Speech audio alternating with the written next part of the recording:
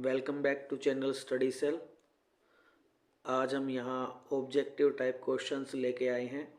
आपका जो चैप्टर है सॉल्यूशन, उसके रिगार्डिंग हमारे ऑब्जेक्टिव टाइप क्वेश्चंस रहेंगे जिनको हम डिस्कस करने वाले हैं। तो without wasting our time start with multiple choice questions. First question में क्या बोला है आपको कि which of the following units is useful in relative concentration of solution with its vapour pressure. Vapour pressure के लिए जो हम बात कर रहे हैं और किसकी बात की, रिलेट करना, आपको एक दूसरे के साथ क्या करना है, रिलेट करना है। तो कौन सी टर्म हमारे लिए क्या रहेगी, इम्पोर्टेंट रहेगी, उसके बारे में बात कर रहे हैं। क्या मोल फ्रैक्शन रहेगी, क्या पार्ट पर मिलियन रहेगी, मास परसेंटेज रहेगी, या फिर मोलैलिटी रहेगी। हमें अच्छे से पता है जो हमारे पास क्या होता है, relative lowering in vapour pressure का फॉर्मूला होता है, relative lowering in vapour pressure, in vapour pressure. वो फॉर्मूला क्या होता है हमारे पास, P not minus P divide by P not is equals to mole fraction of solute. क्या रहता है हमारे पास, मोल फ्रैक्शन ऑफ सोल्यूट। तो इसीलिए हमारा यहाँ पर आंसर क्या हो जाएगा, ए हो जाएगा। मोल फ्रैक्शन के साथ क्या मिलता है, हमें रिलेशन देखने को मिलता है। सेकंड देखिए क्या लिखा है, अगर हम क्या करते हैं, on dissolving sugar in a water at room temperature. हमने क्या किया है, जो हमारे पास क्या है, शुगर है कोई भी, हमने क्या किया, रूम टेम्परेचर पर उसको क्या किया है, डिज़ोल्व किया है। डिज़ोल्व करने पर हमें क्या मिला, फील्स कूल्स टू टच, यानी कि हमें कैसा मिला है, कूल मिला है, यानी कि सॉल्यूशन कैसा मिला है, ठंडा मिला है सॉल्यूशन। तो इसके हिसाब से आप क्या बोल सकते हैं कि कौन सा प्रोसेस यहाँ पर हुआ होगा। तो हम बात करते हैं यहाँ पर कैसा प्रोसेस रहा होगा हमारे पास, sugar crystals in cold water, sugar crystals in hot water, powder sugar in cold water, या powdered sugar in hot water. तो इसके अकॉर्डिंग जो हम बात करते हैं हमारा क्या आंसर रहा होगा, यहाँ हमने क्या लिया होगा, जो पाउडर्ड शुगर ली होगी वो किस में मिलाई होगी, हॉट वाटर में मिलाया होगा। जिसकी वजह से क्या हुआ होगा, जो आपका प्रोसेस है यहाँ पर, जो प्रोसेस हमारा डिसोल्यूशन का प्रोसेस हुआ है, डिसोल्यूशन प्रोसेस मतलब जिसमें हमने क्या किया है, डिज़ोल्व किया है शुगर को। तो डिज़ोल्व करने के बाद हमें कैसा मिला है सॉल्यूशन, प्रोसेस होने के बाद कौन सा प्रोसेस रहा है, एंडोथर्मिक प्रोसेस रहा है। डिसोल्यूशन होने के बाद कैसा प्रोसेस रहा, एंडोथर्मिक प्रोसेस रहा है। एंडोथर्मिक प्रोसेस में क्या होता है, आपको जो सॉल्यूशन होता है बाहर, अगर उसको आप टच करते तो कैसा मिलता है आपको देखने को, वो कोल्ड देखने को मिलता है। ठीक है, इसीलिए हमने क्या लिया यहाँ पर, एक खास बात ध्यान देखने के लिए क्या है कि जो ये यहाँ पर अपने क्या ले रखा है, शुगर क्रिस्टल्स की फॉर्म में ले रखा है। शुगर क्रिस्टल्स की जब फॉर्म में होता है तो वहाँ पर सरफेस एरिया ज़्यादा नहीं होता है शुगर का। सरफेस एरिया क्या रहता है यहाँ पर, क्रिस्टल्स की फॉर्म में कम रहता है, और कम रहेगा तो रिएक्शन हमारी अच्छे से नहीं हो सकती। लेकिन अगर हम क्या लेते हैं, पाउडर्ड फॉर्म में लेते हैं, कैसा लेते हैं, पाउडर्ड फॉर्म में लेते हैं शुगर को, तो वहाँ पर हमारे पास क्या होता है, सरफेस एरिया क्या होता है, पाउडर फॉर्म में हमारा सरफेस एरिया ज़्यादा रहता है, सरफेस एरिया ज़्यादा रहता है। तो रिएक्शन क्या होती है हमारी, काफ़ी अच्छे तरीके से यहाँ पर हो जाती है। तो ये दो बातें हमें यहाँ विशेष तौर से ध्यान रखने के लिए ध्यान रखना हमें। ठीक है, उसके बाद आगे बात करते हैं हमारा थर्ड ऑब्जेक्टिव टाइप क्वेश्चन। अगर हमारे पास क्या इक्विलिब्रियम, यही बात यहाँ पर मेन है कि अगर क्या है हमारा प्रोसेस कहाँ पर है, इक्विलिब्रियम में है। तो इक्विलिब्रियम में जब भी प्रोसेस होता है तो जो रेट होता है हमारा, जो डिसोल्यूशन का रेट होगा वही किसके बराबर हो जाएगा, रेट ऑफ हमारा क्रिस्टलाइजेशन के बराबर हो जाएगा। तो देखो एक में क्या ले रखा है, लेस देन दे रखा है, एक में ग्रेटर देन दे रखा है, और एक में ज़ीरो दे रखा है। तो ये तीनों ही हमारे यहाँ पर आंसर नहीं हो सकते। क्या होते हैं, हमारी रेट इक्विलिब्रियम पे बराबर होती है, equal to the rate of crystallisation, है कि जितना हमारा घुल रहा होगा उतना ही हमारा क्या होगा, वहाँ प्रेसिपिटेट आउट हो रहा होगा, क्रिस्टल्स की फॉर्म में हमें मिल रहा होगा। ठीक है, इसके बाद बात करते हैं नेक्स्ट ऑब्जेक्टिव टाइप क्वेश्चन की, फोर्थ की। अगर आपके पास क्या एक बीकर है, ठीक है, उसमें आपके पास सब्सटेंस ए है और प्रेसिपिटेशन ऑफ सब्सटेंस ए आपको क्या मिलता है, वो प्रेसिपिटेट की फॉर्म में मिलना शुरू हो जाता है, यानी कि पाउडर नीचे इकट्ठा होना शुरू हो जाता है। जब भी क्या करते हो आप, थोड़ी सी अमाउंट में ए को उसके अंदर मिक्स करने की कोशिश करते हैं। तो इसका मतलब क्या है, वो आपका सुपर सैचुरेटेड सॉल्यूशन है। इसका मतलब क्या है, वो आपका super saturated solution. Super saturated solution में क्या होता है, आपका प्रेसिपिटेट होना शुरू हो जाता है तुरंत। आप थोड़ी सी अमाउंट में भी किसी भी सोल्यूट को डालते हो किसी सॉल्यूशन के अंदर, तुरंत आपको क्या हो जाएगा, वो मिलना शुरू हो जाएगा। इसका मतलब वो सॉल्यूशन कैसा, हमारा सुपर सैचुरेटेड सॉल्यूशन है। अनसैचुरेटेड में तो कितना भी आप मिलाते रहें किसी भी सॉल्यूट को, तो वो क्या होता रहेगा, डिजोल्व होता रहेगा। सैचुरेटेड के अंदर भी आप क्या करेंगे, हीट अप कर देंगे और थोड़ा सा मिलाएंगे तो उसके अंदर क्या हो जाएगा, घुल जाएगा। लेकिन सुपर सैचुरेटेड हमारे पास ऐसी कंडीशन है जिसके अंदर आप क्या करते हो, लिटिल अमाउंट में कोई भी सॉल्यूट को ऐड करते तो वो आपको कैसा मिलना शुरू हो जाएगा, प्रेसिपिटेट की फॉर्म में मिलना शुरू हो जाएगा। ठीक है, उसके बाद फिफ्थ ऑब्जेक्टिव टाइप क्वेश्चन की बात करते हैं। आपको क्या करना है, maximum amount of solid solute date can be dissolve in a specific amount of liquid.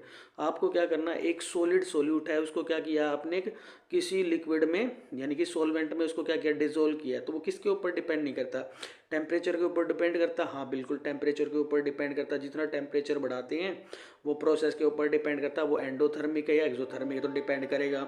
Nature of solute, बिल्कुल नेचर ऑफ सोल्यूट के ऊपर भी डिपेंड करेगा। नेचर ऑफ सॉल्वेंट, बिल्कुल नेचर ऑफ सॉल्वेंट के ऊपर भी डिपेंड करेगा। लेकिन प्रेशर का यहाँ कोई रोल नहीं रहता है, क्योंकि प्रेशर सॉलिड्स के ऊपर कोई अपना रोल नहीं दिखाते हैं। इसीलिए हमारा आंसर क्या हो जाएगा, यहाँ पर प्रेशर हमारा यहाँ पर आंसर हो जाएगा। फिफ्थ का आंसर क्या रहेगा हमारे पास, सी रहेगा। ठीक है, अब आगे ऑब्जेक्टिव टाइप क्वेश्चंस को देखते हैं। नेक्स्ट हमारे पास सिक्स्थ ऑब्जेक्टिव टाइप क्वेश्चन है।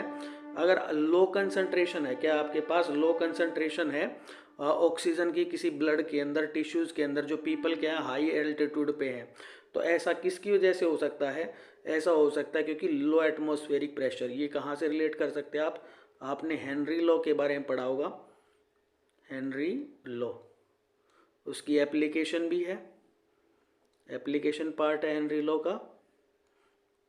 ठीक है, जिसमें आपने पढ़ रखा कि जैसे जैसे आप हाइयर एल्टीट्यूड पे जाते हैं, है ना, हाइयर एल्टीट्यूड्स पे जाते हैं, हाइयर एल्टीट्यूड्स पे जाने के बाद वहाँ क्या होता है, हमारा प्रेशर कम होता है। तो जो सोलिबिलिटी होती है गैसेस की वो क्या रहती है हमारी, वहाँ कम रहता है। इसी की वजह से यहाँ हमारा जो आंसर रहेगा वो क्या रहेगा, लो एटमॉस्फेरिक प्रेशर रहेगा। सेवन्थ में क्या पूछ रखा है, आपको कंसिडर करना है, किसके बेसिस पे कंसिडर करना है, breaking and strength of hydrogen bond के अकॉर्डिंग, कि इनमें से कौन सा पॉजिटिव डेविएशन शो करेगा, किसका, राउल्ट लॉ के अकॉर्डिंग। अगर आपकी देखिए ए बी की जो इंट्रैक्शंस होती हैं, जो हमारे कंपोनेंट्स हैं वो क्या रहती हैं, वीक रहती हैं किसके मुकाबले, ए की इंट्रैक्शंस और बी की इंट्रैक्शंस के मुकाबले। तो कैसा होता है आपका, पॉजिटिव डेविएशन होता है। ठीक है, और अगर आपकी क्या होती है, ए बी की जो इंट्रैक्शंस होती हैं वो ज़्यादा होती है कंपेयर टू ए की इंट्रैक्शंस, और बी की इंट्रैक्शंस, वो आपका कैसा होता है, नेगेटिव डेविएशन होता है राउल्ट्स लॉ का। तो यहाँ पर जब हम इसको स्टडी करते हैं तो हम ये पाते हैं कि जो मिथेनॉल है और जो हमारा एसीटोन है, तो उसके अंदर जो इंट्रैक्शंस हैं आपकी क्या है, ए की इंट्रैक्शन, यानी मिथेनॉल और मिथेनॉल के बीच जो इंट्रैक्शंस रहेंगी, एसीटोन और एसीटोन के बीच जो इंट्रैक्शंस रहेंगी वो हमारी क्या रहेंगी, ज़्यादा रहेंगी कंपेयर टू द मिथेनॉल और एसीटोन की इंट्रैक्शंस के मुकाबले। इसीलिए क्या रहेगा हमारा आंसर यहाँ पर ए रहेगा। ये सब यहाँ पर क्या है, नेगेटिव डेविएशन और नेगेटिव डेविएशन के एग्जाम्पल हैं। सिर्फ यही हमारा क्या है, पॉजिटिव डेविएशन का यहाँ पर एग्जाम्पल है।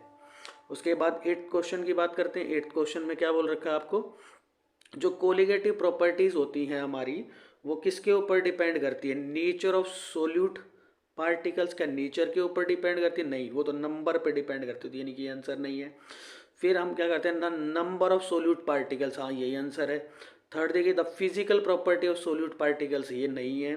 The nature of solvent particle, तो नेचर ऑफ सोलवेंट पार्टिकल के ऊपर भी डिपेंड नहीं करती। तो हमारा आंसर यहाँ पर क्या रहने वाला है, बी रहने वाला है। तो 9th की बात करते हैं। 9th के अंदर क्या बोला आपको कि इनमें से आपका हाईएस्ट बॉइलिंग पॉइंट कौन शो करता है 9th वाले में। तो जो बॉइलिंग पॉइंट हाईएस्ट शो करेगा उसको हम कंपेयर करते हैं किसके साथ, आई के हिसाब से कंपेयर करते हैं कि जिसकी आई की वैल्यू ज़्यादा होगी हमारा, उसी का क्या होगा, बॉइलिंग पॉइंट भी यहाँ पर ज़्यादा रहने वाला है। तो आई की वैल्यू निकालते हैं, जो हमारा NaOH होता है वहाँ आई की वैल्यू क्या रहती है, नंबर ऑफ पार्टिकल्स की वैल्यू क्या रहेगी, 2 रहेगी, यानी कि नंबर ऑफ पार्टिकल्स निकाल लेते हैं हम यहाँ, नंबर ऑफ पार्टिकल्स। ठीक है, NaOH के केस में क्या रहेगी हमारे पास 2 रहेगी वैल्यू, Na पॉजिटिव और OH नेगेटिव। वहीं अगर हम किसकी बात करते हैं, Na2SO4 की बात करते हैं, Na2SO4 में क्या रहेगी हमारे पास 2 सोडियम के पार्टिकल्स रहेंगे और सल्फेट के पार्टिकल्स, यानी कि आई की वैल्यू कितनी हो जाएगी हमारे पास 3 हो जाएगी। अमोनियम नाइट्रेट की बात करते हैं तो अमोनियम नाइट्रेट में क्या रहेगी हमारे पास वैल्यू 2 रहेगी, NH4 पॉजिटिव NO3 नेगेटिव, तो आई की वैल्यू कितनी है 2 है। वहीं KNO3 के हिसाब से निकालेंगे पोटेशियम नाइट्रेट के हिसाब से, तो यहाँ पर भी आई की वैल्यू कितनी रहेगी हमारे पास 2 ही रहेगी। तो ये तो बहुत ही आसान क्वेश्चन था, आप इसको तुरंत सोल्व कर सकते हैं। आई की वैल्यू ज़्यादा कहाँ रहेगी हमारे पास, सी में रहेगी, सॉरी आई की वैल्यू ज़्यादा कहाँ रहेगी, बी में रहेगी, है ना, सोडियम सल्फेट में। तो यही हमारा क्या रहेगा यहाँ पर आंसर रहेगा। नेक्स्ट हमारे पास 10th ऑब्जेक्टिव क्वेश्चन है, जिसमें आपको क्या बताना है, इब्लूस्कोपिक कांस्टेंट की वैल्यू बताना है। तो हमें अच्छे से पता है इसकी वैल्यू कैसे निकाल सकते हैं। हमारे पास फॉर्मूला होता है delta TB is equals to KB into M। तो डेल्टा TB आपका क्या होता है केल्विन, KB की यूनिट निकालती हैं, और यहाँ हम किसकी फॉर्म में लेते हैं, मोलैलिटी हमारे पास क्या होता है मोल्स पर केजी होता है। तो क्रॉस मल्टीप्लाई क्या हमने, केल्विन किलोग्राम मोल इनवर्स हमारे पास क्या रहेगी यूनिट रहेगी। तो चेक कर सकते हैं कि इसके साथ हो सकती है। 10th में यही यूनिट हमें किसके साथ इक्वल मिलती है, A के साथ इक्वल मिलती है। तो यही हमारा आंसर रहेगा, यहाँ पर A हमारा आंसर है। उसके बाद नेक्स्ट डिस्कस करते हैं नेक्स्ट क्वेश्चंस को। नेक्स्ट क्वेश्चन देखिए 11th क्वेश्चन हमारे पास क्या है, आपको क्या करना है, कंपैरिजन करना है। किसके बीच कंपैरिजन करना है कि ग्लूकोज है आपके पास, एक तो ग्लूकोज और दूसरा क्या है मैग्नीशियम क्लोराइड है। तो आपको ये बताना कि जो इनका फ्रीजिंग पॉइंट है, डिप्रेशन इन फ्रीजिंग पॉइंट, तो वो क्या रहेगा, क्या वो सेम रहेगा या वो दुगना रहेगा या वो 3 टाइम्स रहेगा या 6 टाइम्स रहेगा। तो हम वैल्यू ऑफ आई निकाल लेते हैं, नंबर ऑफ पार्टिकल्स यहाँ कितनी रहेगी 1, और यहाँ आई नंबर ऑफ पार्टिकल्स निकालते हैं, यहाँ कितनी रहेगी हमारे पास 3। क्योंकि जब मैग्नीशियम क्लोराइड होता है हमारे पास वो कितने पार्टिकल्स देता है आपको 3 पार्टिकल्स देता है ना। तो यहाँ वैल्यू कितनी होगी 3, तो लगभग क्या होगा वो इसका 3 टाइम्स होगा। तो आंसर क्या हो जाएगा हमारे पास यहाँ सी आंसर हो जाएगा।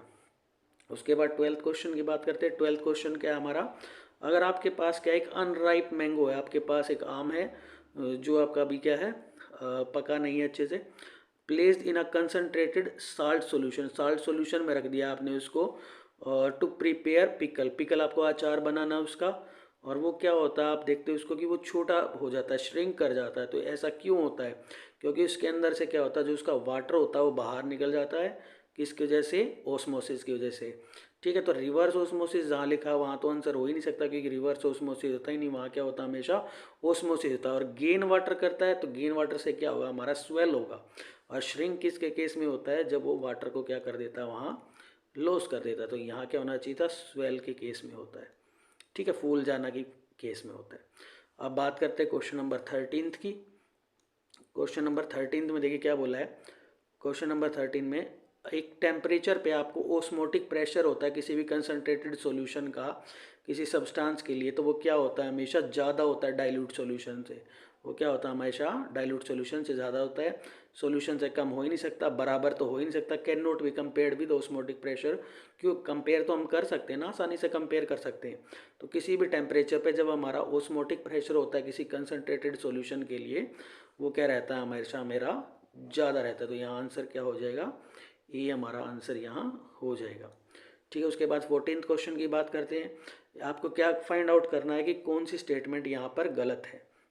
देखिए कोई 2 डिफरेंट सॉल्यूशंस आपके पास सुक्रोज की, उनकी मोलैलिटी क्या है सेम है, उनकी मोलैलिटी क्या दी है आपको सेम दी है, और डिफरेंट सॉल्यूशंस में उनको क्या किया गया है प्रिपेयर किया गया है, will have same depression in freezing point. तो बोला कि उनकी जो फ्रीजिंग पॉइंट होगा वो क्या होगा सेम होगा, तो ऐसा उन्होंने बोला है। चलो स्टडी करते हैं, आगे बोलिए। देखिए सेकंड में क्या बोला, the osmotic pressure of a solution is given by the this equation pi is equals to C R T. हाँ ये बात तो बिल्कुल ठीक है, pi is equals to C R T से ही हम क्या दे सकते हैं, ऑस्मोटिक प्रेशर को दे सकते हैं। फिर उसके बाद कंसिडर करते हैं थर्ड स्टेटमेंट को, decreasing order of osmotic pressure for aqueous solution barium chloride, potassium chloride, acetic acid, sucrose के लिए दे रखा है। तो बेरियम क्लोराइड के लिए आई की वैल्यू क्या रहती है आपकी 3 रहेगी, KCl के लिए आपकी वैल्यू क्या रहेगी 2 रहेगी। उसके बाद क्या आपका एसिटिक एसिड है उसके लिए वैल्यू क्या रहेगी, आपका डाइमर की फॉर्म में चला जाएगा, तो यहाँ वैल्यू 2 और यहाँ वैल्यू कितनी रहेगी 1 रहेगी। ठीक है, तो ये आपका क्या है जो सीक्वेंस है वो भी ठीक है, तो कोई दिक्कत नहीं है। उसके बाद डी को डिस्कस करते हैं। डी के अंदर क्या बोला देखिए, according to Raoult law the vapour pressure exerted by a volatile component is directly proportional to the mole fraction of solute, यानी कि ये बोल रहा है p directly proportional to mole fraction, तो ये बात भी बिल्कुल ठीक है। तो यानी कि ये तीनों ही स्टेटमेंट यहाँ ठीक है, इसका मतलब ये स्टेटमेंट हमारी ये क्या है यहाँ पर रॉन्ग है। तो देखिए ऐसे एलिमिनेशन मेथड से भी आप इसको क्या कर सकते हैं, सोल्व कर सकते हैं। यहाँ आंसर क्या रहेगा हमारा 14th का ए रहेगा। उसके बाद 15th की बात करते हैं। 15th की बात यहाँ करते हैं, तो 15th में क्या दे रखा है आपको, वांट ऑफ फैक्टर के हिसाब से यानी कि आई के हिसाब से आपको क्या करना है, यहाँ क्वेश्चन को सोल्व करना। देखिए KCl के लिए पहले भी निकलवा चुके हैं, आई की वैल्यू KCl के लिए क्या रहेगी 2 रहेगी, क्योंकि ये किस में डिसोशिएट होगा, K पॉजिटिव और Cl नेगेटिव में डिसोशिएट होगा। उसके बाद बात करते हैं NaCl के लिए, तो NaCl में भी आपको पता है किस में डिसोशिएट होगा, Na पॉजिटिव और Cl नेगेटिव में डिसोशिएट होगा, तो यहाँ भी वैल्यू कितनी होगी 2 रहने वाली है। वहीं अगर हम बात करते हैं K2SO4 की, पोटेशियम सल्फेट की, तो किस में डिसोशिएट होगा 2 पोटेशियम आयन और 1 सल्फेट आयन में पोटेशियम, तो यहाँ आई की वैल्यू कितनी हो जाएगी 3। तो इसके अकॉर्डिंग 2, 2 एंड 3, तो देखिए कहाँ है हमारा 2, 2 यहाँ फिर से 2, तो ये आंसर नहीं होगा, ये 1, 1 ये वाला भी आंसर नहीं होगा, ये 2, 2, 3, तो ये आंसर है और ये वाला आंसर नहीं है। तो इसके अकॉर्डिंग 15th का जो आंसर रहेगा हमारा वो कितना रहेगा, बी रहेगा। तो इस तरीके से आज हमने क्या किया है, 15 ऑब्जेक्टिव टाइप क्वेश्चंस को डिस्कस किया है।